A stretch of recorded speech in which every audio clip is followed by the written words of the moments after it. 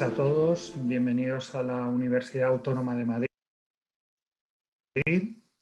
y a este Café de la Innovación que celebramos de forma intensiva desde finales del curso pasado y en el que queremos traer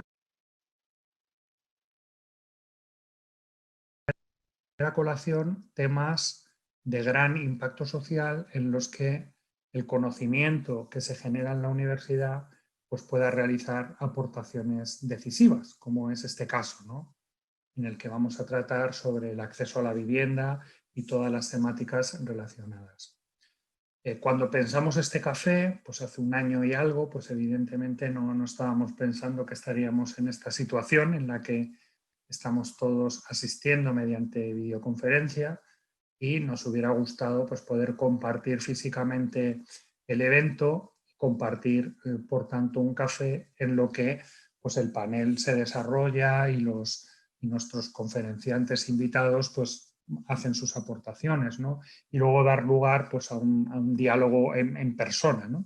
Esto no ha sido posible, pero en todo caso esta modalidad de videoconferencia permite que muchas personas que seguramente por agenda o por lejanía no puedan estar ese día físicamente en nuestra universidad, pues puedan en todo caso participar, de forma que a futuro, cuando superemos la pandemia y nos podamos volver a reunir físicamente, pues seguramente mantendremos ambas modalidades en este sentido. Dicho esto, bienvenidos nuevamente al evento. Es un evento, como decía, en el que vamos a tratar una temática de enorme impacto social y que queremos además que genere conversación, que genere diálogo, que genere intercambio de experiencias y de conocimiento y que permita pues que de alguna forma ese impacto social se genere desde el conocimiento que nuestros expertos, que nuestros investigadores e investigadoras tienen y que dé lugar, por tanto, a relaciones estables con instituciones y con empresas. En concreto, hoy nos centramos en este café sobre el acceso a la vivienda, pretendiendo hacer un diagnóstico sobre la situación actual de esta problemática, debatiendo posibles soluciones a estos problemas que nos encontramos desde políticas de oferta y demanda, teniendo en cuenta el papel que juegan tanto las administraciones públicas como las empresas privadas.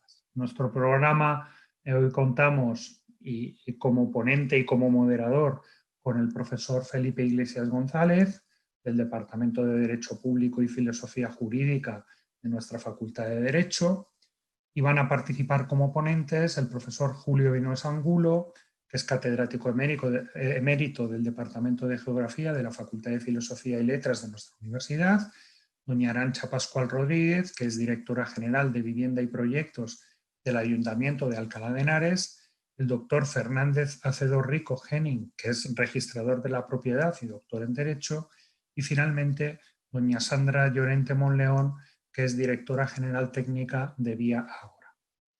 Bueno, como ven, un elenco de participantes, yo creo que, digamos, se ve que son personas de gran expertise, de gran capacidad en la problemática y esperamos que la jornada resulte de su agrado y que, como decía, pueda cubrir ese gap que puede haber entre el conocimiento que desarrollamos en la universidad y el impacto social que éste puede tener. Así que deseando que la mesa redonda sea satisfactoria, les doy nuevamente la bienvenida a todos y podemos proceder con la mesa. Muchas gracias, buenas tardes. Muy bien, creo que me toca a mí. Muchísimas gracias, vicerrector. Buenas tardes a todos los ponentes, realmente, y buenas tardes a todos los espectadores, tanto los que lo están viendo en directo como posteriormente lo podéis ver una vez que quede grabado en nuestro repositorio de vídeos y en redes sociales.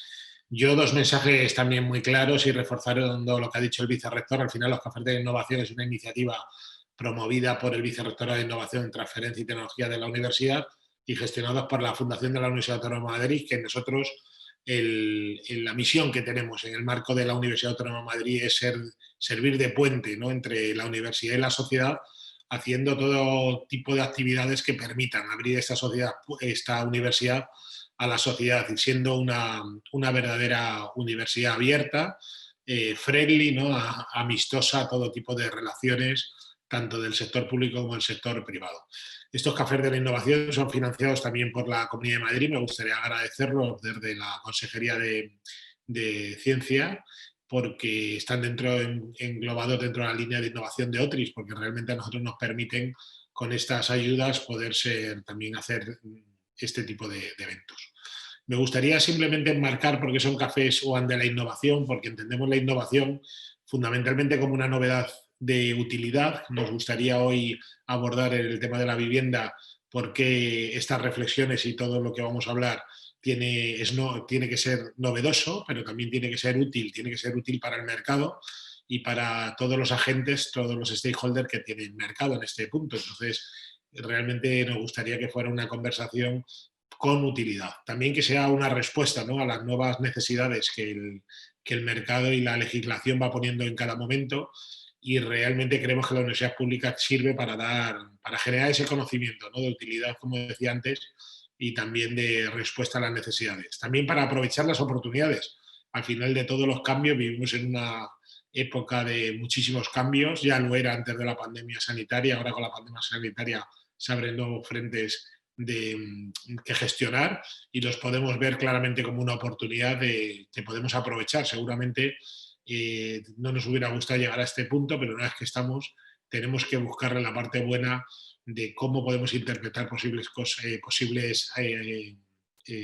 actividades o situaciones que a lo mejor en el pasado no habíamos tenido esta capacidad de poder poner. Y como último, este tipo de cafés los llamamos de la innovación porque entendemos que la innovación es una forma de llegar a un fin social que desde la universidad queremos realmente ser parte de la solución. Queremos ser parte de esa solución que necesitan nuestros ciudadanos en todos los momentos, que realmente necesitamos interpretar sistemas y ecosistemas con muchísimas variables, muchas veces muy complejas, a veces situaciones de difícil resolución, pero queremos que entre todos, entre la sociedad, los distintos agentes de la sociedad y la propia universidad, podamos dar respuesta a todo, como he dicho, ¿no?, a la utilidad, a las necesidades y a la oportunidad que tenemos por delante. Con lo cual, simplemente desearos a todos tener un debate muy fructífero, que el conocimiento emerja y que realmente sea de utilidad.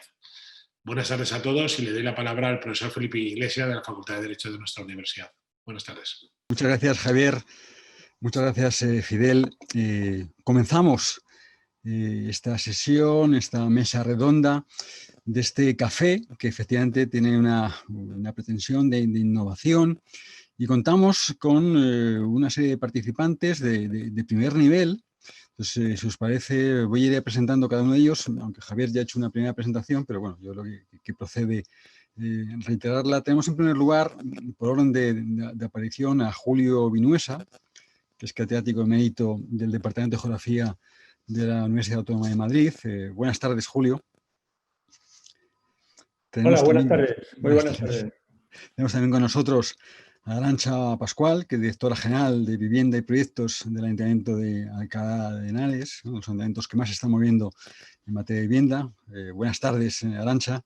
Buenas tardes a todos y gracias por la invitación.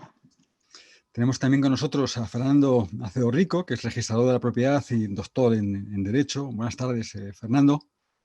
Buenas tardes, Felipe, y muchísimas gracias a la Universidad Autónoma por la invitación al café.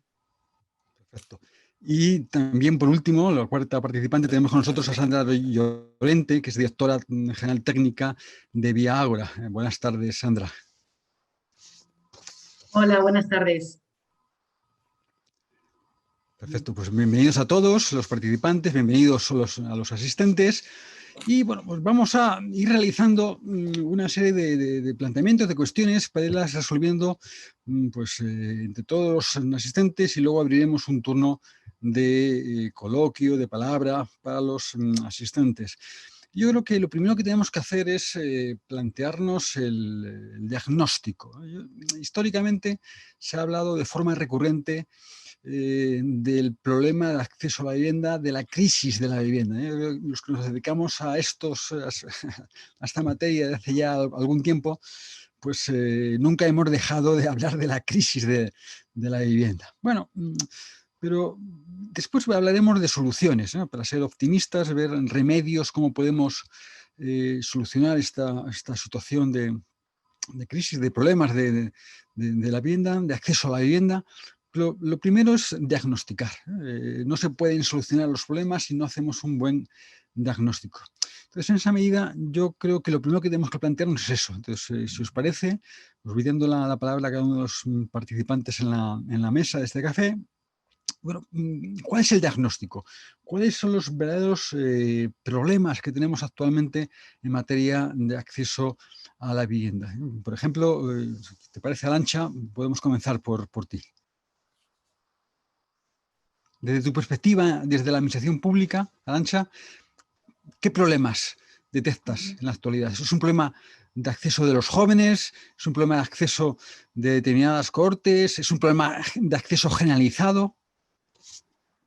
Sí, bueno, yo creo que desde las administraciones públicas y especialmente desde la administración local, que no siendo la competente en materia de vivienda, al final es quien se encuentra al otro lado del ciudadano, como la administración más cercana al ciudadano y por tanto al que recurre la población en busca de vivienda. Hay que decir que en general nos encontramos en una situación, por supuesto a todos los niveles, pero especialmente en los municipios donde la oferta y la demanda no encajan para nada.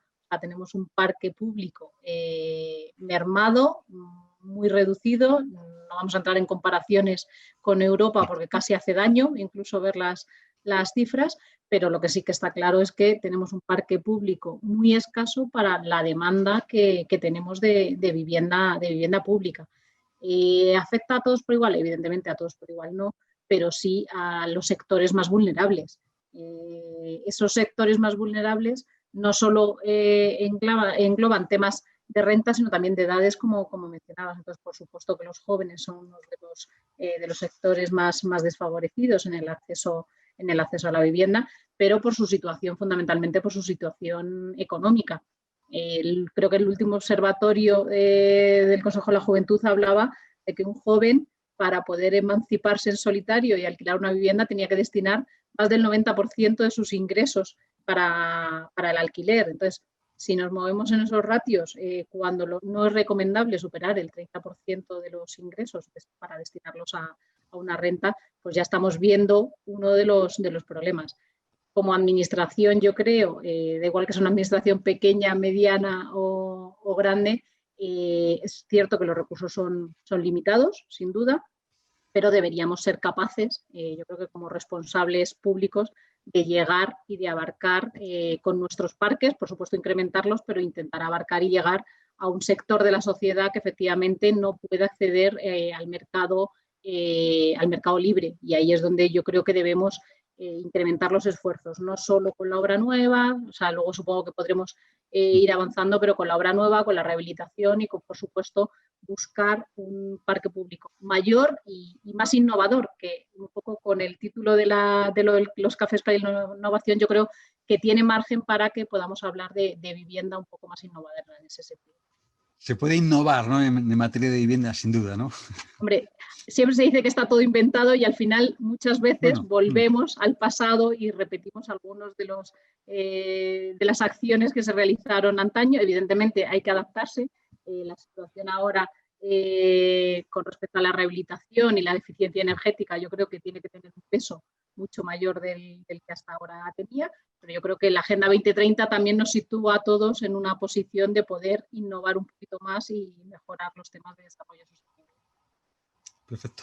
Gracias, Arantxa. Sandra, por ejemplo, ¿qué problemas, cuál es tu diagnóstico de situación? Bueno, pues vamos a ver, yo desde el punto de vista promotor sí que me gustaría destacar que el sector de la construcción en España supone aproximadamente el 15% de nuestro PIB y un 20% más o menos en el empleo, ¿no?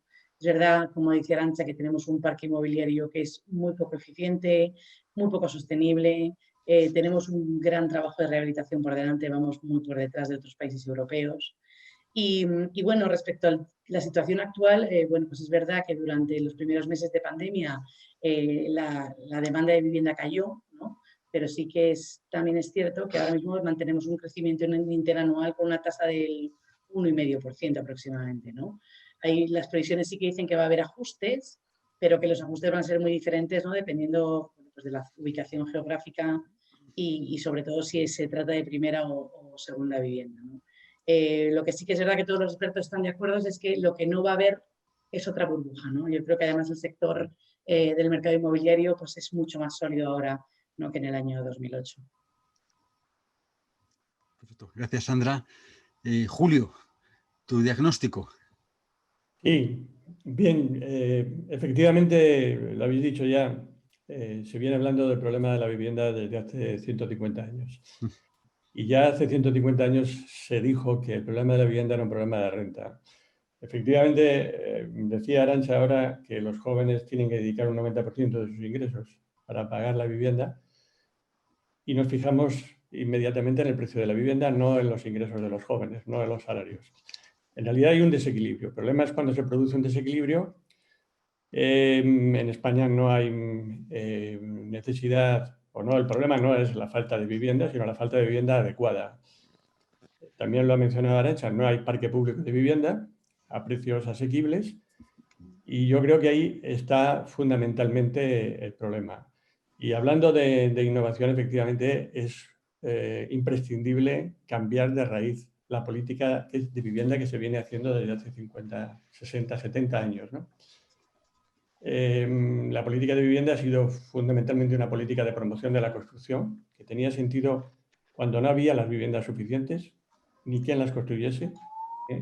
Pero ya desde mediados de los 80, incluso antes, ese no es el problema es de adecuación. De adecuación en todos los sentidos, porque también hay una enorme y muy importante transformación de la dinámica sociodemográfica que plantea necesidades de vivienda diferentes, ¿no? Y digo que hablando de innovación, y ya que pedís un diagnóstico, para diagnosticar hace falta analizar primero y antes tener información. No tenemos información sobre cómo funciona el sistema residencial en España, no tenemos conocimiento. Es decir, conjunto de elementos y de agentes que intervienen en ese sistema que para lo que debería servir, para lo que debe servir es para provisionar de vivienda al conjunto de la sociedad. Y una vivienda adecuada, digna, asequible. Y no existe esa información. No existe información sobre el parque, no existe información sobre la dinámica sociodemográfica, no existe información suficiente. Tampoco sobre el comportamiento de los agentes, las estrategias, y esto empieza desde el suelo, desde el urbanismo. Entonces, sin información no se puede hacer buena gestión. Sin conocimiento no se puede hacer buena gestión. Y ese es mi diagnóstico. Otra cosa que quería añadir es que generalmente se hace política tratando de paliar en situaciones coyunturales algunos de los síntomas, como puede ser efectivamente eso, que suben los precios del alquiler. No se habla más que de los precios del alquiler, no se habla de los precios de la vivienda, de los precios del suelo. ¿Por qué? Bueno, pues y se trata de paliar algunos de los síntomas, pero difícilmente vemos situaciones en las que se busquen las causas para modificar esas causas, para corregir esas causas. Bueno, de momento nada más. Julio, gracias. No eres muy optimista, pero bueno, luego a ver si enderezamos con las soluciones posibles. Gracias. Sí, las soluciones están muy claras. Bueno, están muy claras, vale. Son muy difíciles. Algunas apuntado, sí. Están claras. Perfecto. Fernando, tu diagnóstico de situación, ¿cómo lo ves? Bueno, Felipe, yo traigo aquí a colación un artículo tuyo que asistimos un día a una comida en FIDE que hablabas del decálogo para arreglar más o menos el urbanismo, ¿no? Yo voy a intentar contestar a la pregunta exacta, a lo que me estás preguntando. Mi diagnóstico es, o se arregla la gestión urbanística, o evidentemente no podemos hablar de vivienda. Es decir, o arreglamos que los plazos para que el suelo esté a disposición de los promotores, o arreglamos los plazos para que, no sé si debatirás luego la rehabilitación, regeneración y renovación urbana, bien llamada desde hace siglos, que ha sido un auténtico fracaso, por motivos que si luego entramos a debate, o esos plazos se acortan, o es difícil hacer un diagnóstico en profundidad, como decía Julio. Evidentemente podemos irnos a modelos de hace 50, 60 o 70 años, pero siempre caemos en lo mismo, es decir, los plazos. O se acortan plazos o no podemos intentar que los precios de venta sean unos precios contenidos. No podemos intentar que el mercado del alquiler sea... Yo creo que es poner parches. Si realmente hay que arreglar la situación de la vivienda, al margen de la visión de Julio, en cuanto al tema estructural de Smart Cities, de un concepto residencial distinto, que no sé si ese es el debate, ya lo dirigirás tú, arreglar la gestión urbanística. Luego, si queréis, yo no sé, también tendría que hacer alguna aportación a lo que has dicho, Arantxa, en relación con los parques públicos. Creo que lo público sí funciona o debería funcionar, sí funciona la gestión en rehabilitación. Me inclino mucho más a rehabilitación, regeneración y renovación urbana para que el parque público entre en funcionamiento allí que en el urbanizable o en el urbano, ¿no? Fundamentalmente, yo creo que puedo seguir mucho más tiempo, pero por hacerte la acotación, arreglar la gestión, es decir, arreglar la gestión urbanística, que los plazos se acorten, el precio y digamos el malestar social generalmente se produce como consecuencia de unos plazos auténticamente elefantiásicos. Yo sobre el tema también del tanto por ciento que se dedica a la vivienda, a la compra de una vivienda, creo que también no podemos hacer datos que yo tengo del propio Colegio de Registradores. La horquilla que dedica una persona de su salario para comprar una vivienda está desde el más 23% en las zonas de Castilla y León, hago un ejemplo, Castilla-La Mancha, a un 41% de su salario. ¿Qué me diríais? ¿Madrid o Barcelona? No, Ibiza. Es decir, Madrid estamos en torno al 30 al 33% del salario a la compra de una vivienda, lo que se destina. Entonces, yo creo que esos son datos objetivos, que sí se puede hablar de ellos y que es una estadística excelente que elabora el colegio. Pero volviendo al principio, que no quiero tampoco dispersarme, arreglar la gestión urbanística, que sea ágil y que el suelo o la rehabilitación o regeneración o renovación esté rápido en manos de los últimos tenedores, que son realmente los propietarios o arrendatarios. Perfecto. Muchas gracias, Fernando. Bueno, yo creo que han salido ya en esta primera ronda un montón de problemas, ¿no? que efectivamente provocan esta falta de acceso razonable a una vivienda digna y adecuada, ¿no? Cumpliéndose ese mandato de la propia Constitución, ¿no? El artículo 47 de la Constitución. Entonces, pero vamos a ir por partes, ¿no? Si os parece, pasamos ahora al bloque. Ya hemos hecho ese primer diagnóstico, de análisis de problemas. Ahora vamos a ponerlos en la perspectiva de lo posible. Vamos a intentar mecanismos de solución. Vamos a ver si somos capaces de, bueno, no necesariamente ponernos de acuerdo, pero al menos lanzar, ¿no? Y proponer propuestas de solución. Planteabas, Arantxa, y yo creo que ha habido bastante unanimidad, que uno de los problemas básicos es la ausencia de un parque público de vivienda.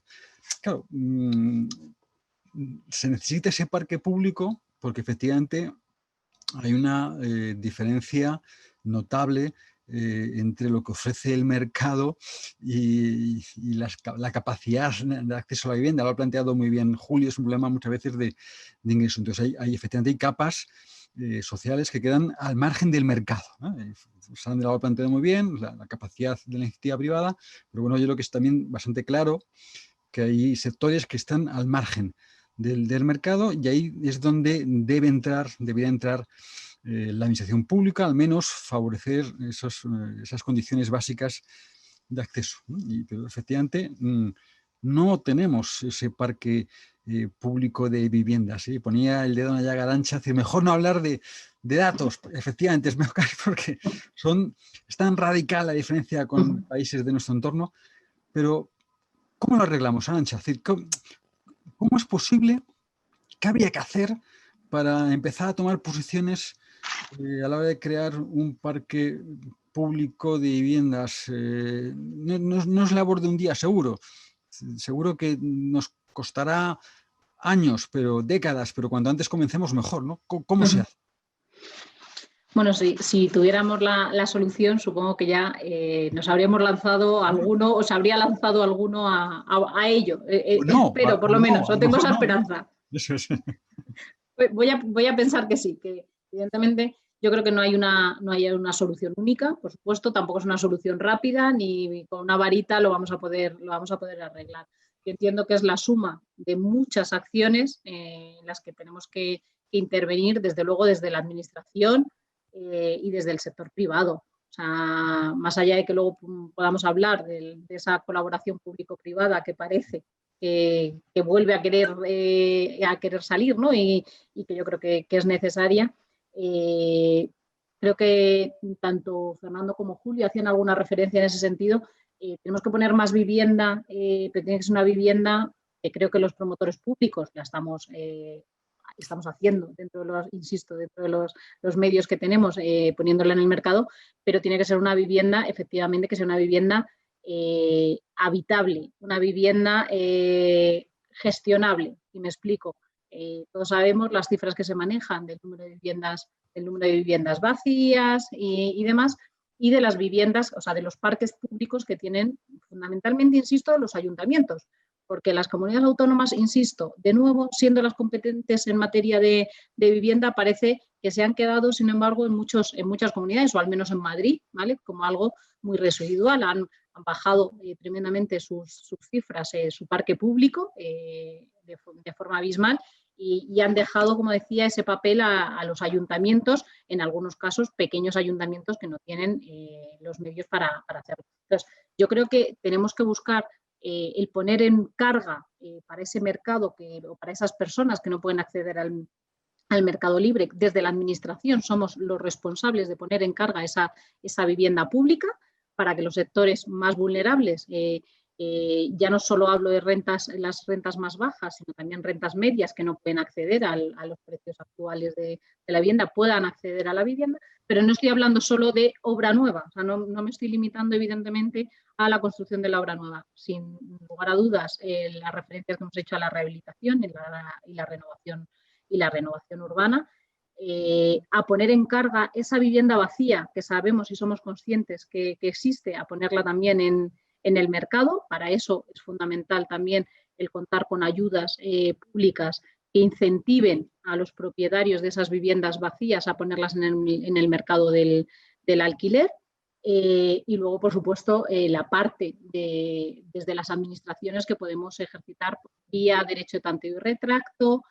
O sea, yo creo que tenemos hay un catálogo enorme que podríamos extendernos en todos ellos mucho tiempo, pero sí que creo que tenemos que utilizar todo lo que está ahí en nuestra mano, insisto, especialmente desde la administración pública, como garantes de ese acceso de los sectores más desfavorecidos. Luego, por supuesto, la parte de la colaboración público-privada, que yo creo que hoy es más necesario. Si las administraciones son fundamentalmente las que tienen los suelos, si nos apoyáramos también con el sector privado, que a priori están también capacitados, tienen esos recursos y esa parte de la innovación de poner en carga algunas actuaciones, yo creo que operaciones en las que la administración no pierda la titularidad del suelo, pensando en los derechos de superficie a largo plazo, y podamos poner en carga también más vivienda asequible para la población, pues yo creo que es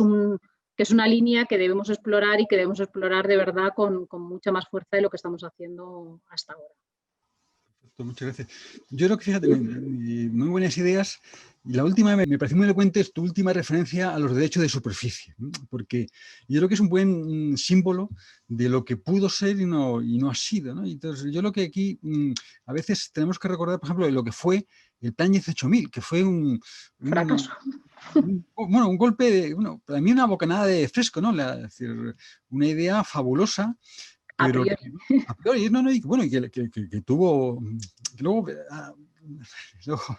La gestión luego ya posterior la dejamos para otra... No, pero yo la gestión posterior, bueno, si me permites, Felipe. Sí, no, Fernando, pero déjame que apunte una cosa, porque claro, ya plan 18.000, ya la palabra lo dice mucho, ¿no? Es decir, cómo una administración pública decide que hay que actuar, hay que buscar suelo para construir viviendas que luego puedan ser recuperadas. Y luego, efectivamente, pues pasó lo que pasó, ¿no? En un momento pues, de crisis económica perfectamente entendible, ¿no? Y que de repente la administración local decide, necesito hacer caja, ¿no? Entonces, bueno, Fernando.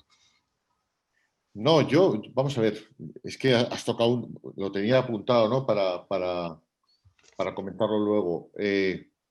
Tú dices, Felipe, sonaba aire fresco, ¿no? El plan 18.000. Ahora te voy a hablar del plan 18.000 con detenimiento, brevemente, porque no soy tan partidario del plan 18.000.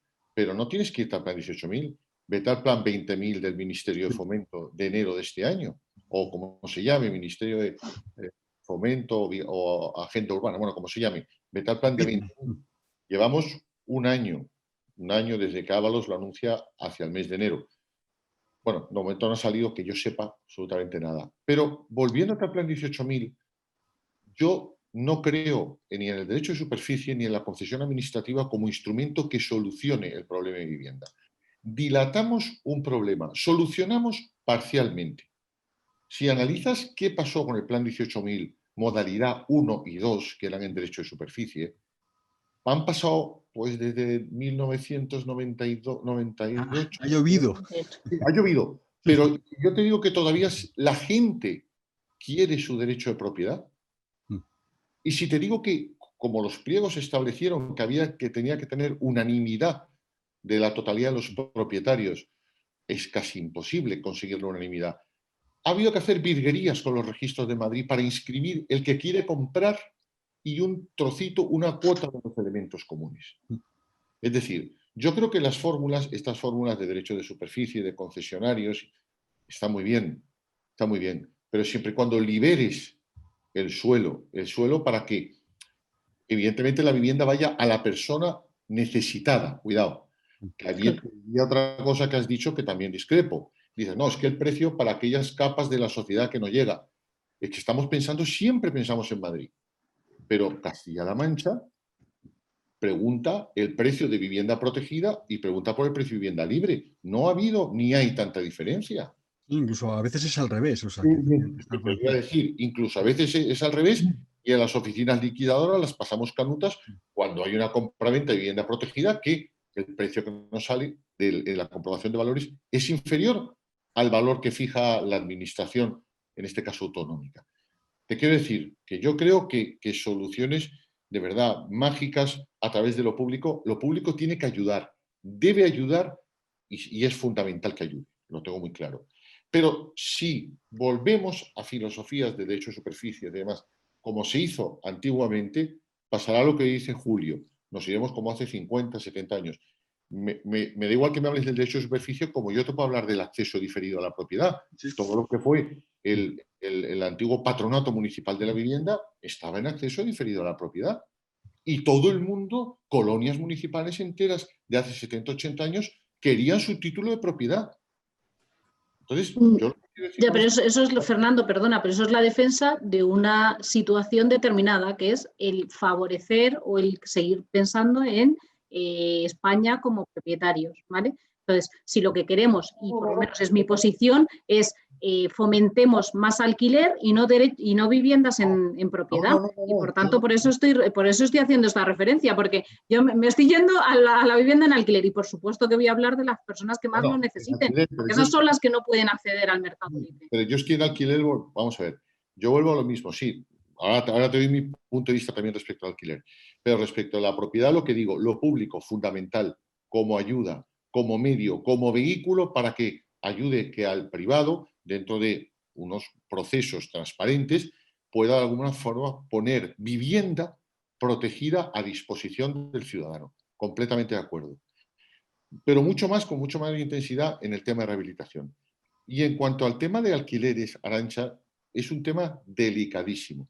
Yo no tengo capacidad ahora mismo de darte una opinión, porque tú me dices, sí, parque público en alquiler. Y yo te digo, parque público en alquiler, pero vamos a irnos a datos de empresas públicas a ver cuánto hay dinero sin cobrar porque no pagan rentas, quién es el que desahucia a alguien porque no se le puede desahuciar, el mantenimiento, el coste de mantenimiento que tienen los ayuntamientos como consecuencia de las reparaciones que tienen que realizar, ¿cuál es? Es decir, parque público, sí. Debe ayudar, evidentemente, la administración, por supuesto que sí. Ahora, no tengo claro cuál es el sistema de gestión. Tuve la ocasión de ir a Berlín en el año 97 y visité una empresa pública espectacular que tenía un parque público en alquiler modélico, me pareció modélico, pero claro, nada que ver con lo que gestionamos, por lo que yo he vivido por lo menos en España. Me inclino más con el alquiler para ayudar a familias desfavorecidas, fundamentalmente como medio o instrumento de ayudar a familias desfavorecidas. Cuidado, y lo que sí defiendo es que forzar a que a través del planeamiento se pueda vincular un determinado suelo al alquiler y que eso se fomente, por supuesto que sí, pero o dejas una gestión en lo público. Yo lo que he vivido es unos ratios de falta de morosidad altísimos y unos temas de mantenimiento, unos presupuestos que era de loco, ¿no? Bueno, vamos a ver, yo creo que efectivamente la solución, o la vía de solución pasa necesariamente porque tengamos un parque de vivienda pública en alquiler suficiente como para un 20% de la necesidad de vivienda. Esto es así en otros países. Efectivamente, soy el primero que digo, que defiendo, porque además ya hay experiencia, de que ese parque de vivienda pública en alquiler tiene que ser gestionado por empresas privadas o por empresas mixtas. La administración no es capaz de gestionar el parque público de viviendas. Lo primero que hicieron las comunidades autónomas fue intentar deshacerse del parque de vivienda que tenían en acceso diferido en muchas Objetivamente. Y que además habían estado administrando muy mal y bueno, y que arrastraban muchísimos problemas. El tratar de llegar a tener un parque público de vivienda en alquiler, cuando yo hablo de un parque público de vivienda en alquiler, realmente creo que lo que tendríamos que pensar es en un parque de vivienda que tenga precios regulados. Vivienda que, de acuerdo con la normativa que se establezca, garantice seguridad de una renta razonable a los propietarios y un alquiler asequible a los inquilinos.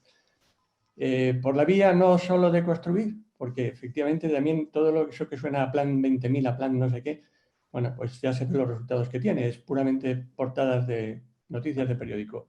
Pero es un camino lento y muy difícil, porque yo iría por la vía de la regeneración del parque. Tenemos un parque que hay que regenerar, que es muy valioso y que hay que regenerar. Que hay que regenerar y que hay que actualizar y adecuar a las necesidades actuales de una sociedad también muy diferente. Y eso abre muchísimas posibilidades y muchísimas oportunidades para innovar en el sector de la construcción, que también diríamos que necesita mucha innovación. Y bueno, y por supuesto hace falta una capacidad de gestión que no tenemos. Yo, al contrario, Felipe, soy optimista en el sentido de que planteo estas cosas que me resultan muy difíciles de imaginar después de tantos y tantos años de experiencias bastante frustrantes, ¿no? Y por otra parte, Fernando, yo cuando hablo de otra cosa que creo que tendríamos que cambiar, y lo decía al principio, pero como vamos con muy poco tiempo y muy deprisa, yo no hablaría de vivienda pública, de política de vivienda y compraventa. La política de vivienda debe ser una política para garantizar el alojamiento digno y adecuado a las personas. Y por tanto, esa es la vía del alquiler, necesariamente. Yo creo que debería eliminarse, y soy especialmente radical y lo sé, que los poderes públicos siguiesen vendiendo viviendas y las administraciones públicas con el dinero público se siguiesen vendiendo viviendas y se siguiesen también vendiendo suelo, que antes también se hablaba del suelo, ¿no? Porque esa ha sido la política que se ha hecho y estamos en la situación en la que estamos. Durante muchos años se han construido millones de viviendas con el presupuesto público, que luego se han vendido. Y bueno, pues es una especie de tejer y destejer permanente. O sea, la solución es política no destinada, no dedicada, no enfocada como hasta ahora a fomentar la construcción, que no hace falta, o no es la necesidad fundamental, sino a favorecer el acceso a un alojamiento digno y adecuado. Y a precio asequible, por supuesto. Julio. Sandra, tu turno. Soluciones. No sé qué decir, vamos a ver. Efectivamente, es verdad que el parque, como he dicho al principio, el parque existente necesita una rehabilitación importante, pero sigue habiendo, como he dicho al principio, pues un crecimiento, ¿no?, en la demanda de vivienda sostenido del 1,5%, ¿no? O sea, yo sí que creo que seguimos necesitando vivienda de obra nueva. Y además la industria inmobiliaria es uno de los motores, ¿no?, de riqueza en España. Vamos a ver, yo creo que es un momento estupendo para la colaboración público-privada. Yo creo que hay muchas administraciones ya locales y autonómicas que están preparando pliegos de condiciones para gestionar esa vivienda de alquiler, pero una vivienda libre, ¿no? O sea, hay otros mecanismos ya existentes para acceso a vivienda a la gente más desfavorecida, pero es verdad que una vivienda libre, pues esa clase media, ¿no?, que queda ahí entre los que sí pueden y los que reciben ayudas, que tienen también, que son estos jóvenes sobre todo, que tienen muchos problemas a la hora de acceder a la vivienda. Y entonces, bueno, pues a través de concesiones administrativas se están preparando unos pliegos para sacar esa vivienda, ¿no?, y poder destensionar un poco el mercado, ¿no? Creo que además los fondos de recuperación europea que van a venir van a ser también una fuente dinamizadora, tanto para alquiler como para la obra nueva, pero ahora que estamos, o sea, yo sí que quiero aquí poner un punto de todos estos fondos que van a venir de Europa. Tenemos una crisis tremenda de ideas, ¿no?, de ideas y de gestión, porque, pues por ponernos un ejemplo, uno de los fondos más importantes europeos, como son los fondos FEDER, ¿no?, en el periodo del 2014-2020, que termina este año, a 25 de septiembre de este año, España solo había gastado el 26% del total de estos fondos, ¿no? Es terrible, es un dato preocupante. Es un dato que solo es empeorado, mejor dicho, por Eslovaquia, ¿no?, que ha gastado un 25%. Y estamos hablando que los fondos FEDER de este periodo son 29.270 millones de euros. ¿Vale?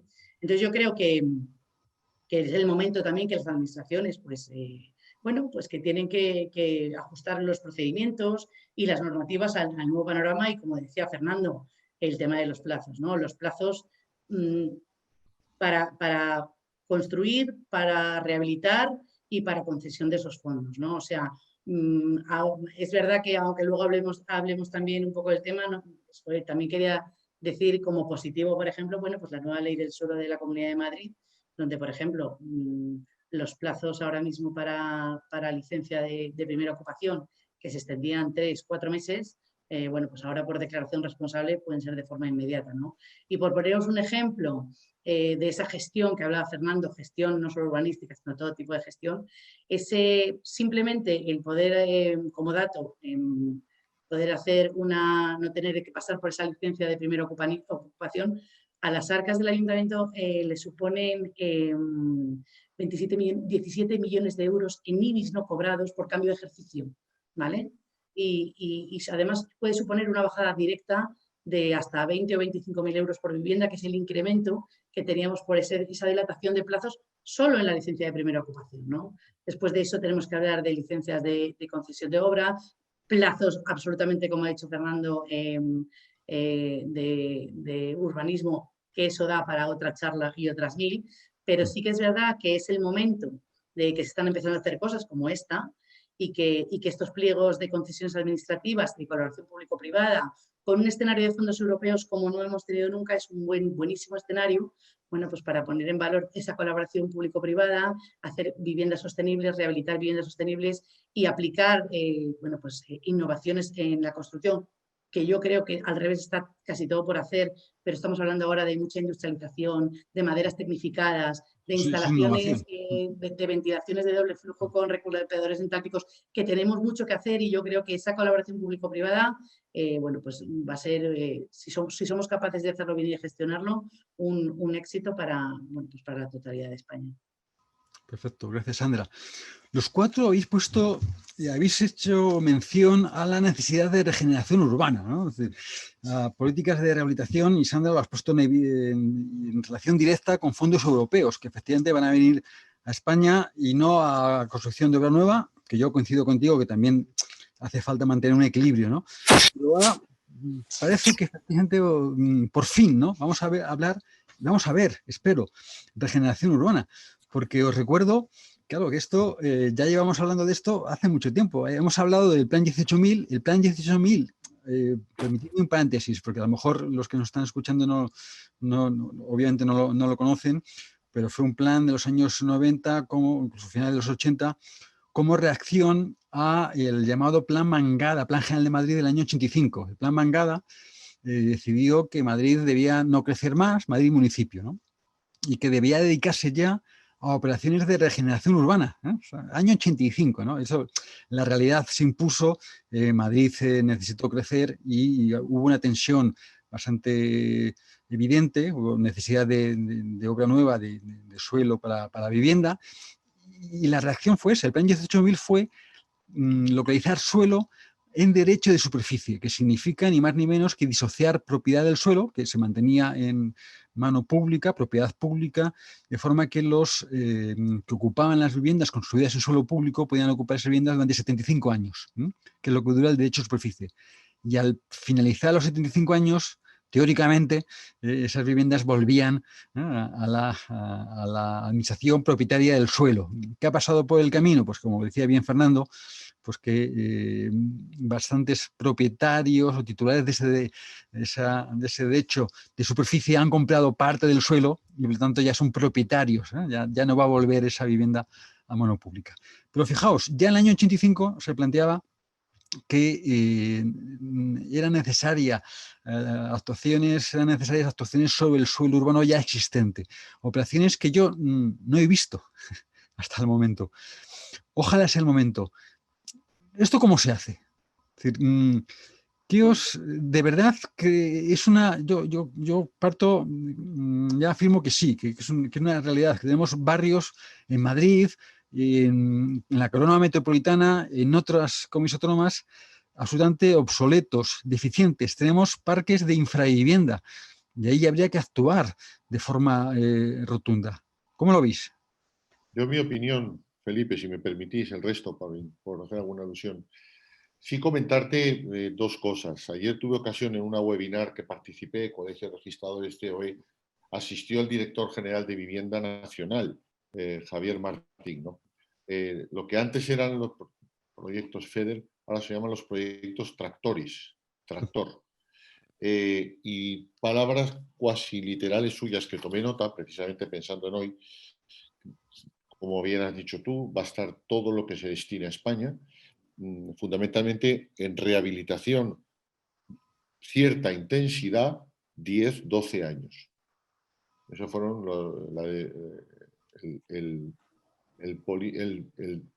la parte política que se comentó ayer en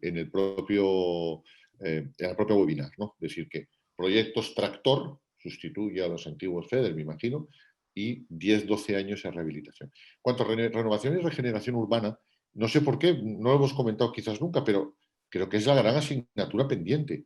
Para los espectadores que nos oigan, se ha confundido siempre rehabilitación con regeneración y renovación. Como bien has dicho tú, regeneración y renovación, sí son modelos que, vamos, donde lo público tiene que tener un tirón brutal para que eso salga adelante. Tú dices, no ha habido ninguno, sí hubo. Hubo a finales de los 80 unos proyectos, las bolsas de deterioro urbano. Bien.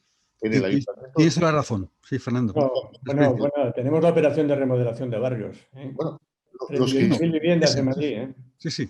Los que conozcáis el Madrid, Sor Ángela de la Cruz, por ejemplo, que era intransitable, bueno, pues un proyecto precioso que se tramitó correctamente, tardaron años y se volvió a hacer. Se ha intentado otro luego en el Paseo de la Dirección. quizás no voy a centrarme más en Madrid.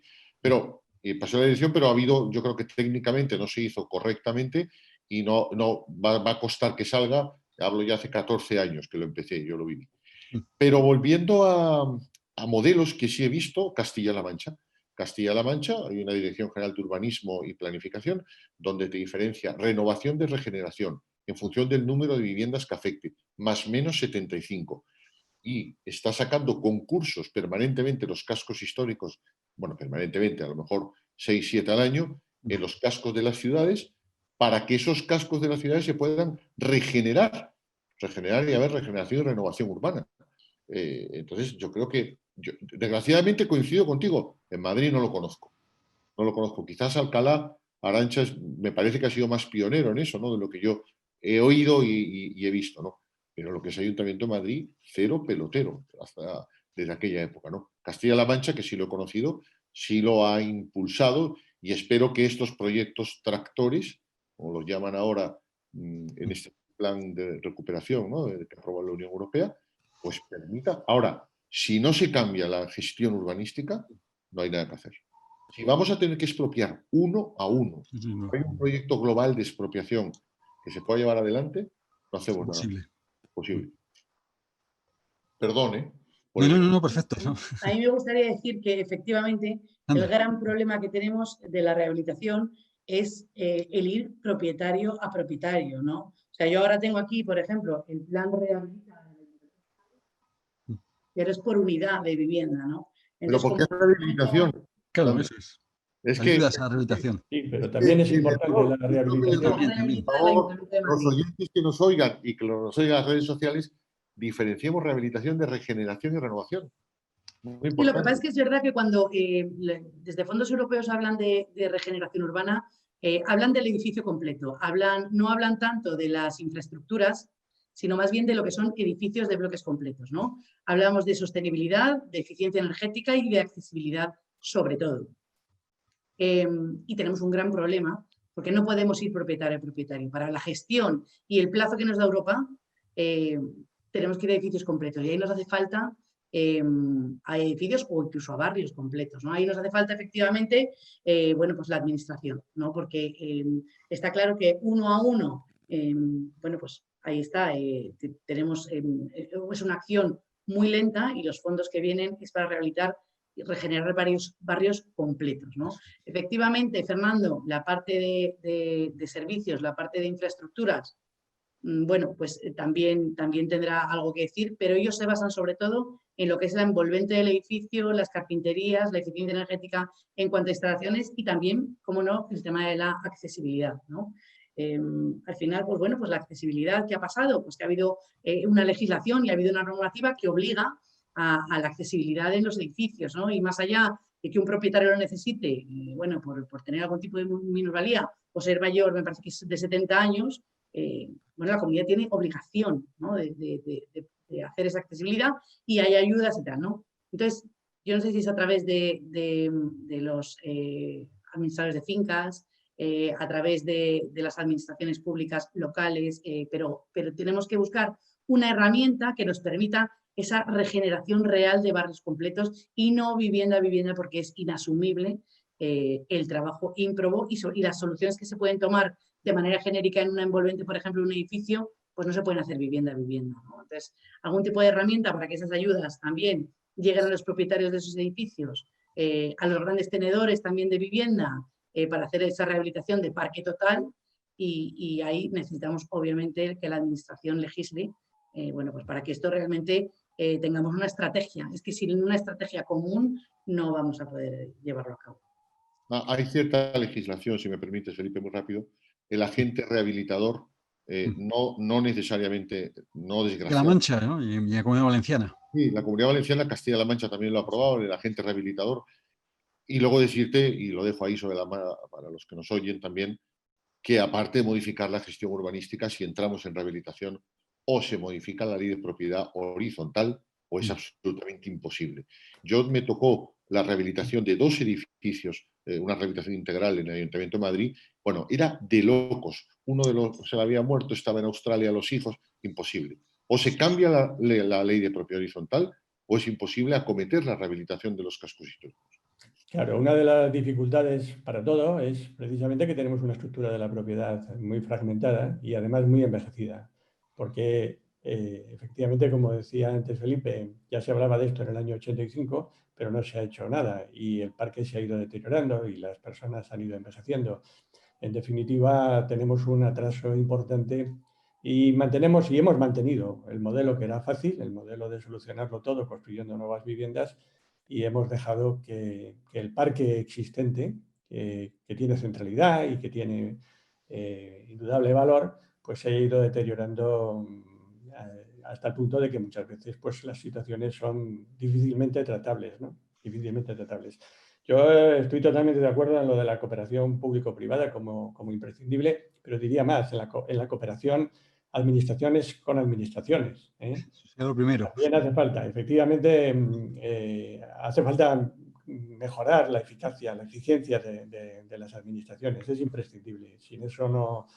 Pero eso también forma parte de la innovación, de que las administraciones, vuelvo a donde empezaba, por donde empezaba, ¿no? Que se doten de herramientas para hacer más ágil la gestión, ¿no? Para hacer más ágil la gestión. Pero ese trabajo de rehabilitación y de regeneración urbana debe tener siempre, desde mi punto de vista, para intentar buscarle solución al problema de la vivienda, el problema del alojamiento, es que debe tener un porcentaje importante de vivienda en alquiler a precio asequible, ¿no? Sí, pero El construir polígonos, por decirlo con un término antiguo, porque sigue siendo la misma en las periferias para que se localice población vulnerable, eso es una solución, ya digo, a día de hoy me parece a mí que absolutamente inadmisible. Julio, para la vivienda en alquiler en rehabilitación, mírate los costes de hacer una rehabilitación urbana, qué alquiler hay que poner para que de alguna forma a un promotor privado, y te diría público, porque yo en el público entiendo un principio básico, el saneamiento de las cuentas, a cuánto hay que alquilar, teniendo en cuenta cuánto te vale el metro cuadrado de rehabilitar en un casco histórico. Yo si quieres luego te puedo contar el caso de Madrid. Y lo que pasa, ¿Cuál es la proporción?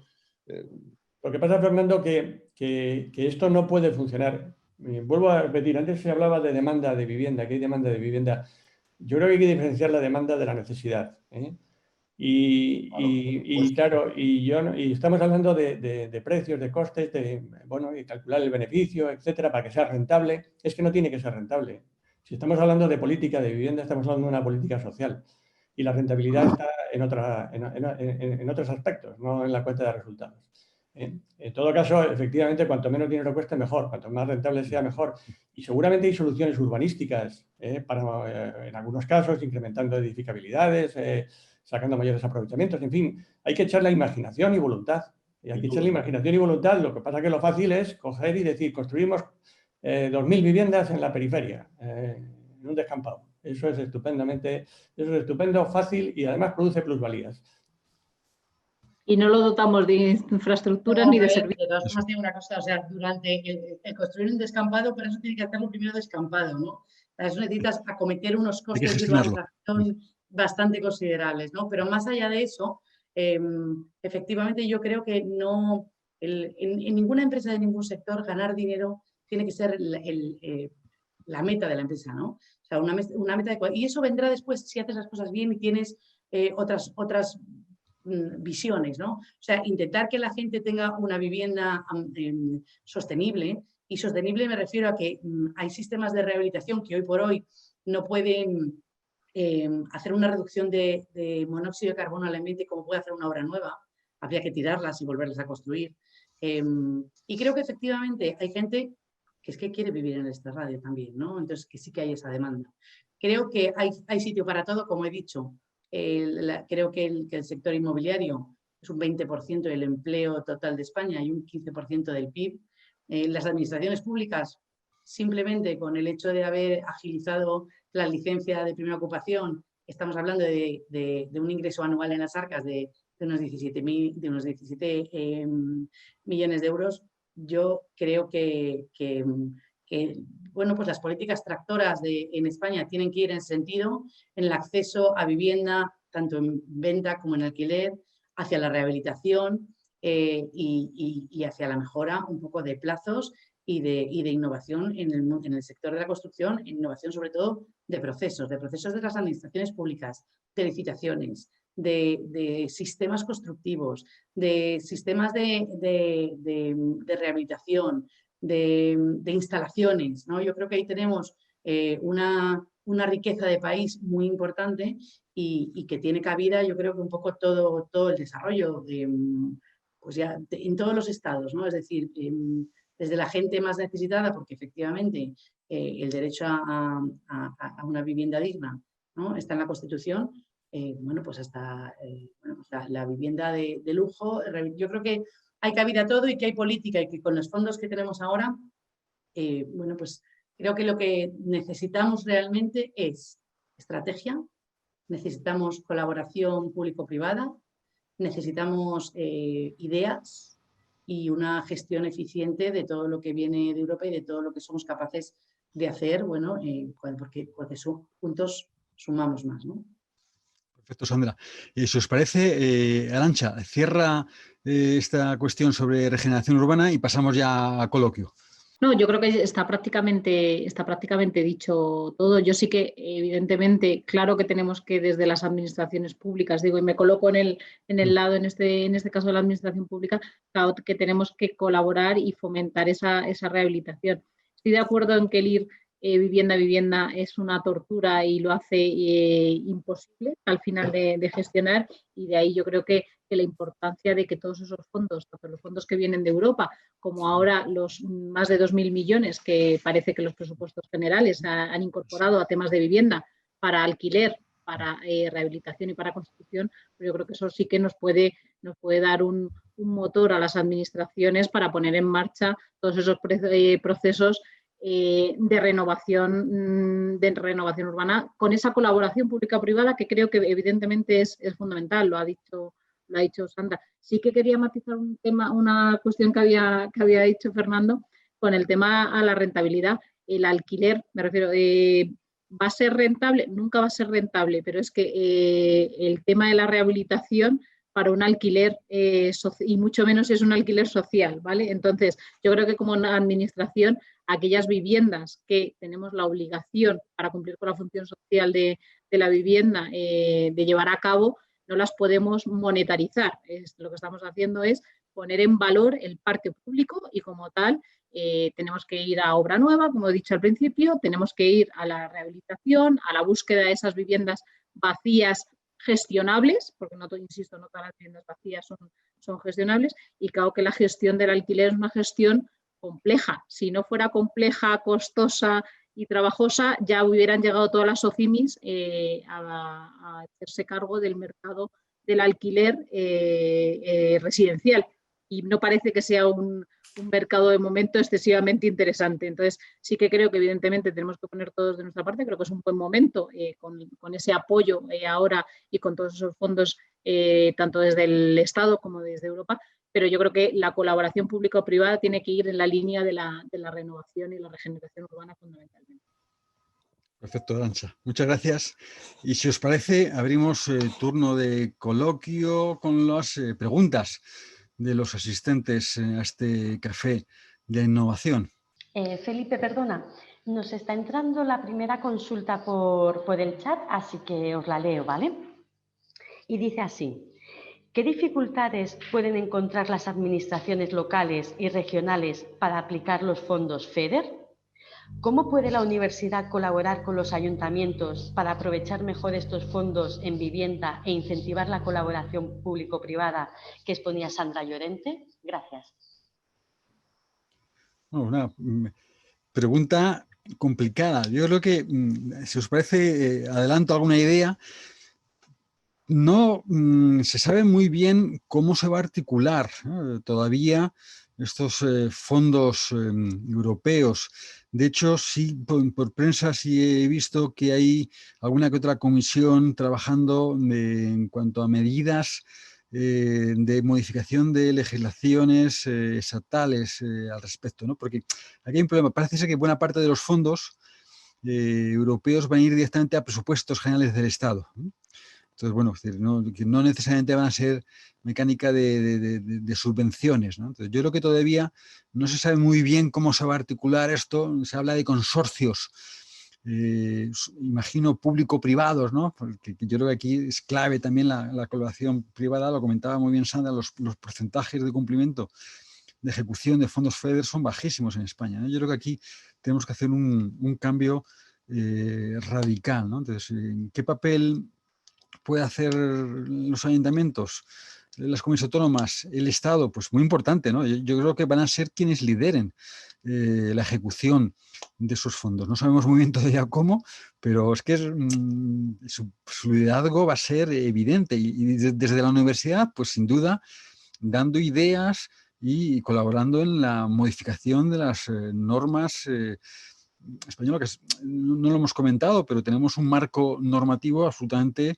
desfasado, ¿no? Y yo creo que, aunque efectivamente el cambio de las leyes pues no garantiza que cambie la realidad, ¿eh? La realidad a veces va por otro lado, pero hace falta que el marco normativo no ponga trabas, ¿no? Yo creo que eso es clave, y hoy por hoy es que la gestión de cualquier subvención es horrible, ¿no? Es decir, que no hay más que problemas, ¿no? Entonces, bueno, eso como un planteamiento general que se me ocurre.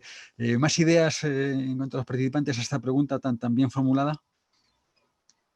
Yo creo que ahora mismo, bueno, ya hay plataformas, yo creo que es un poco la sociedad civil que está empezando a unirse en plataformas, porque como decía Fernando al principio, están intentando identificarse bueno, pues, proyectos tractores, ¿no? Proyectos globales de mucha gran envergadura, que además sean escalables y que sean de rápida ejecución, ¿no? Porque, bueno, pues según tengo entendido, el año que viene, bueno, se va a dotar casi el 70% del total de estos fondos de recuperación. El caso es que yo creo que ahora mismo las administraciones, también ayudadas por alguna consultora, están tratando de identificar esos proyectos tractores, bueno, pues consorcios para unir bueno, pues diferentes actores de manera muy transversal para que se puedan ejecutar y replicar en a diferentes escalas, ¿no? A escala de barrio o incluso pues de manzana o tal, estos proyectos de rehabilitación. Y yo creo que ahora mismo estamos un poco en ese proceso y a la vez un poco las administraciones, bueno, Arantxa esto lo podrá decir mejor, pero buscando un poco efectivamente de qué forma van a poder gestionar esos fondos para bueno, pues para poder pues dotarlo a cada uno de esos proyectos tractores, ¿no? Sí, yo creo que lo fundamental, o al menos lo digo egoístamente, ¿no? Desde una administración local, lo razonable sería que fueran las administraciones locales las que pudieran liderar esa gestión. Hablaba Felipe de no encorsetar. Es que es fundamental. O sea, yo creo que ya cualquier proceso, o sea, cualquier subvención europea, cualquier fondo europeo ya viene lo suficientemente encajado, especialmente con los plazos, como bien decía Sandra. Entonces, tenemos que ser muy ágiles en la gestión. Entonces, cuando podamos disponer de verdad de cuál es ese instrumento, o sea, cuál es la norma y cómo salen redactados como tal esos puntos, yo creo que como nos perdamos en la discusión de qué trabas o qué requisitos o qué parabienes quiere establecer el Estado o las comunidades autónomas, creo que ahí es donde nos podemos perder. Creo que las administraciones locales, posiblemente, y ahí está, entiendo que la FEMBE, la Federación Española de Municipios y Provincias, son los que están intentando también liderar esa historia. Yo creo que es fundamental la labor de las administraciones locales, porque como administración cercana al ciudadano vamos a ser los que yo creo que vamos a tener esa facilidad de poder contar con esa colaboración, tener los fondos y contar de una forma más ágil con la colaboración público-privada para poner en marcha y ejecutar en un plazo muy reducido, que al final es lo que nos termina pasando siempre, esas ayudas y la ejecución cierta de esos fondos para no fracasar, por supuesto, ya que tenemos esta oportunidad. Nos jugamos muchísimo, ¿eh? La verdad es que va a ser un momento absolutamente clave, ¿no? Entonces, espero que estemos a la altura, ¿no? Efectivamente todos, ¿no? Sí. De todos.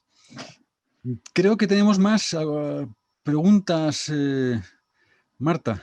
Exacto, Felipe. Pues os indico la siguiente, y dice así. ¿Consideráis si las propuestas que suenan en prensa de la regulación del alquiler puede favorecer el acceso a la vivienda o, por el contrario, puede contraer la oferta de vivienda y con ello un desajuste entre oferta y demanda? Gracias. Pues otra gran preguntaza, ¿no? Porque efectivamente está ahora mismo en los medios, se acaba de anunciar un pacto entre los socios de gobierno, PSOE y Unidas Podemos, que efectivamente plantea establecer en la futura ley estatal de vivienda límites en determinadas zonas a los precios del arrendamiento. Bueno, pues yo creo que ¿qué os parece? Arantxa, por ejemplo, empezamos por ti, si te parece. Sí, no.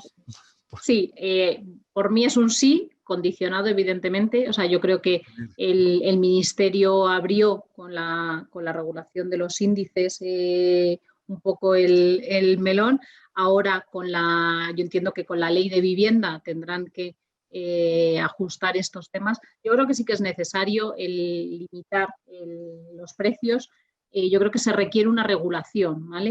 Limitar los precios no quiere decir que o el que estemos a favor de la limitación de los precios no debe entenderse como una guerra abierta contra el promotor, ni muchísimo menos. O sea, evidentemente, un promotor y más promotor privado, obvio a la administración en estos temas del alquiler, trabaja por una rentabilidad.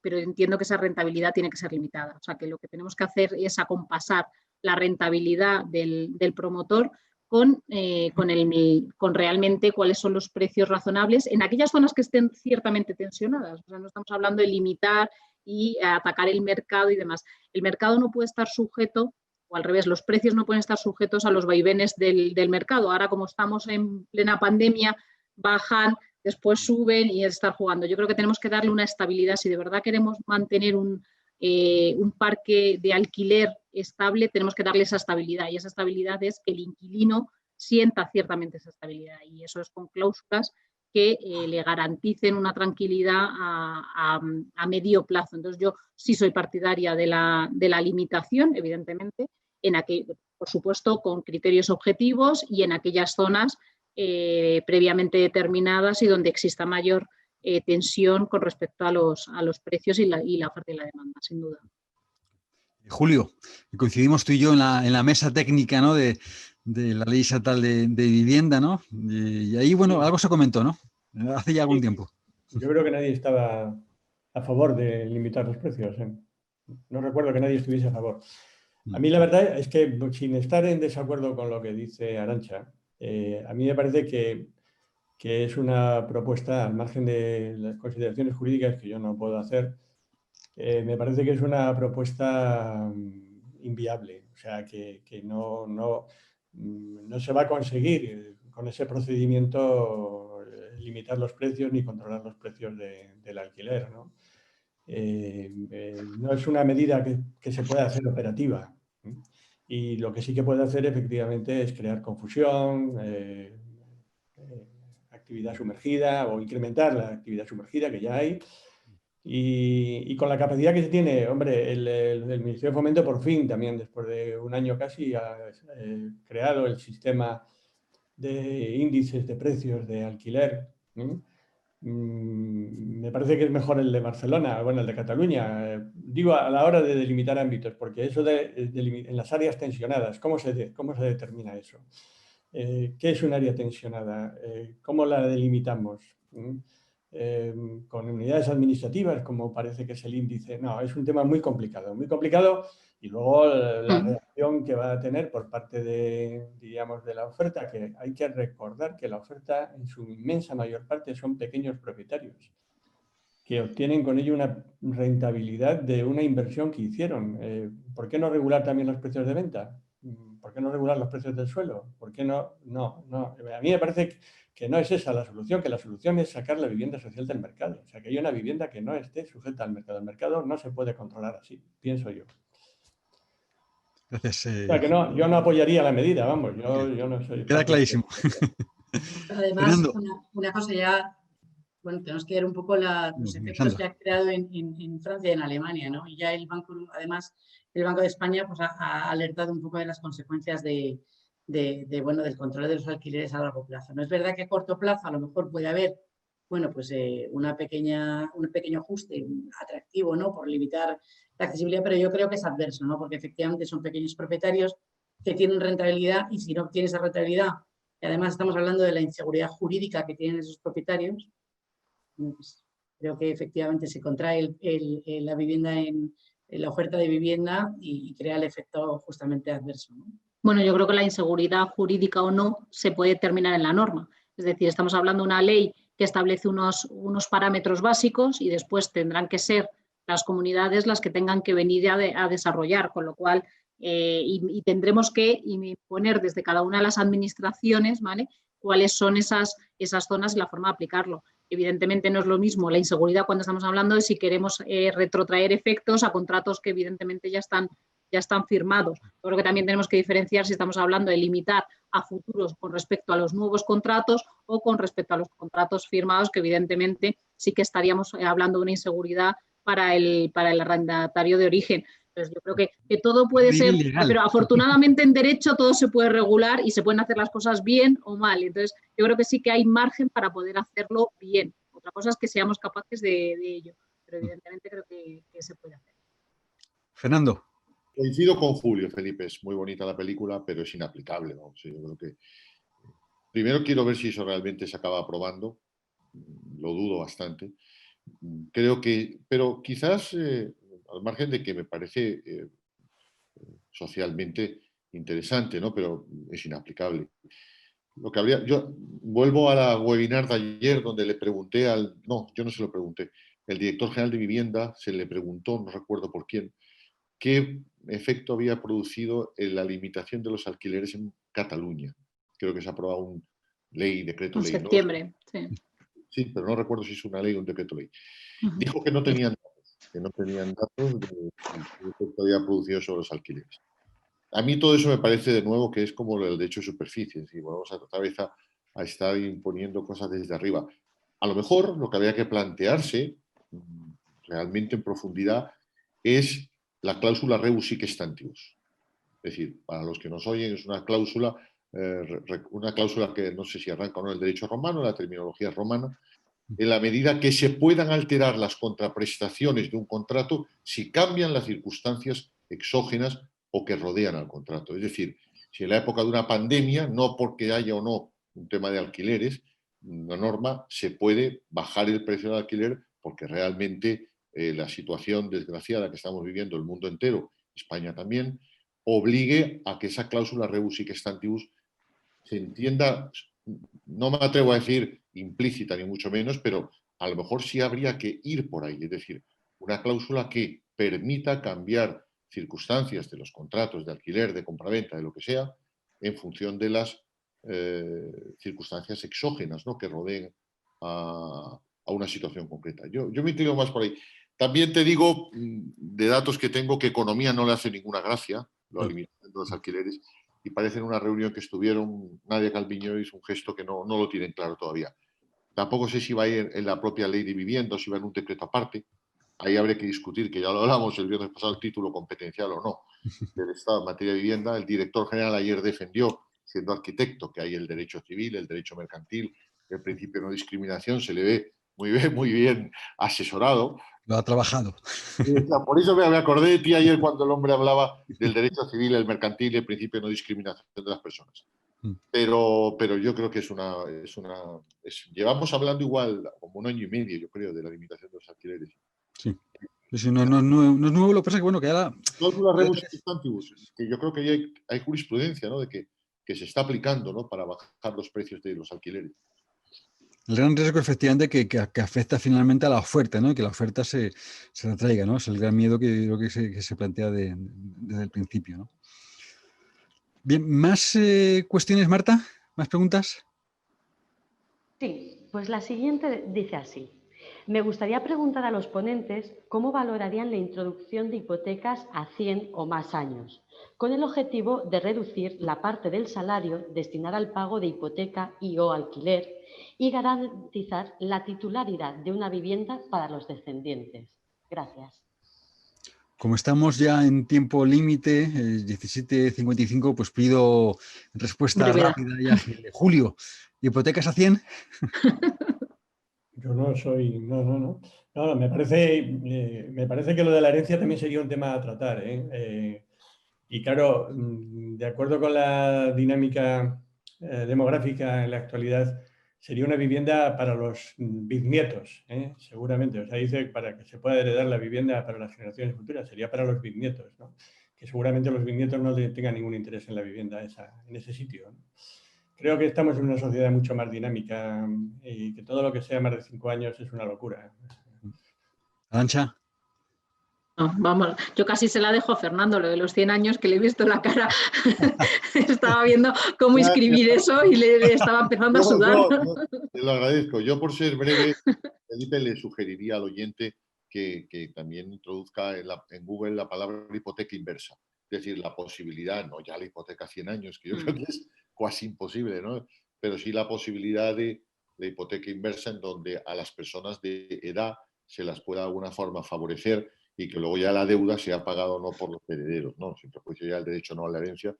Pero sí hay una, no voy a decir una regulación de la hipoteca a los 100 años, ¿no? Que no la hay, sino la hipoteca inversa como dar una cierta estabilidad a unas personas ya de edad para que puedan vivir en unas condiciones honrosas, ¿no? Hipoteca inversa, que ya está regulada el derecho hipotecario español. Sandra. Pero no necesariamente a lo mejor en propiedad. A lo mejor entonces no tienen que plantearse el vivir en propiedad en ese momento. Se usa poquísimo. Bueno, pues yo solo, en este caso, más que ese tipo de hipoteca, ahora mismo, pues las hipotecas que lo están dando los bancos son aproximadamente por el 80% del valor de tasación y bueno, pues ahora sí que es verdad que también en colaboración público-privada se está viendo mucho un modelo inglés, ¿no? Que es el Help to Buy, para acceso de los jóvenes a primera vivienda, que sí que tienen capacidad de pago, pero que no llegan a ese 30%, pero sin embargo no tienen ahorros para pagar ese 20%, ¿no? De tal forma que, se está hablando de que hay algunas administraciones que pueden llegar a avalar pues una concesión de ese 15% para que realmente esos jóvenes no tengan que tener esa capacidad ahorrada de ese 20% y con un 5% y esa solvencia que tienen porque tienen trabajo y tienen esa capacidad de pago, pues puedan acceder a la vivienda, que es otra forma pues sobre todo de acceder a los jóvenes, que es ahora mismo yo creo que, pues los que lo tienen más difícil, ¿no? En el acceso a la vivienda, pues sobre todo por lo que te digo, por esa capacidad de ahorro que necesitan para llegar al 20% del total. Y yo creo que el sistema de Help to Buy, pues puede ayudar mucho a ayudar a ese acceso, ¿no? Perfecto, Sandra. Yo creo que podemos cerrar con una última pregunta de uno de los asistentes y cerramos este magnífico café de innovación. Marta. Sí, pues dice así, a los 4 ponentes y al moderador. ¿Alguna reflexión sobre la situación financiera y el papel de las, entre comillas, nuevas instituciones financieras que tan determinante fue durante los tiempos de la burbuja? Y además añade, lo de nuevas, por matizar, lo digo por las instituciones bancarias nacidas de la fusión de cajas, los rescates financieros y la desaparición del sistema de cajas de ahorro. Gracias. ¿Quién se atreve a comenzar? De forma ágil. Nos quedan 3 minutos, pero merece la pena contestarla. Pues yo es que no sé centrarla demasiado bien, Felipe, la verdad, es muy amplia la pregunta. Sí. No acabo de ver cuál es cómo ha influido los chiringuitos financieros, digamos, más o menos. Bueno, yo creo que es intuido una crítica a los bancos, ¿no? La desaparición de cajas de ahorros, ¿no? El nuevo sistema bancario, ¿no? No, pero hablaba también de las nuevas instituciones financieras. Yo que sé, como si ahora el Corte Inglés es financiero también, si Movistar da créditos, no sé si la pregunta va por ahí, la verdad que no lo sé. Porque luego lo unía a las fusiones y a las desapariciones. La desaparición de las cajas de ahorro, ¿no? Yo creo que afortunadamente para cualquier comprador, por lo menos, o arrendatario, que sepa que yo creo que hay un control muchísimo más potente por parte de las instituciones, la CNMV y demás. Entonces, yo creo que ahora pensar en un chiringuito financiero o otras instituciones financieras, como hablaba la persona que nos lo pregunta, es prácticamente impensable, ¿no? Yo creo que, no sé, no, vamos, impensable ya no es nada después de todo lo que hemos visto, pero parece difícil de imaginar, ¿no? Que pueda haber... Yo no quiero entrar en ello, pero preguntando sobre las fusiones de las que he hablado, pues en aquella época ya yo, cuando se hablaba de las fusiones frías, recuerdo a algún político, no, hay una fusión fría, ¿no? Yo nunca supe lo que era una fusión fría, ¿no? Evidentemente luego se ha visto, ¿no? que lo que era una fusión por absorción o una fusión por nueva creación, pero eso de fusiones frías nunca se entendió, ¿no? Pero yo no sé contestar mejor. Yo simplemente decir... No, pues está bien, yo creo que está el comprador que esté tranquilo, que yo creo que ya chiringuitos financieros, tampoco lo eran las cajas de ahorro que estaban gestionadas correctamente, cuidado, habría de todo como en la viña del Señor, pero no hay que demonizar tampoco a las cajas de ahorro, hicieron una labor social en el país importantísima también. Entonces, yo creo que esos chiringuitos financieros es muy difícil hoy día que puedan, que esa burbuja que ocurrió en aquella época pueda volver a ocurrir, creo.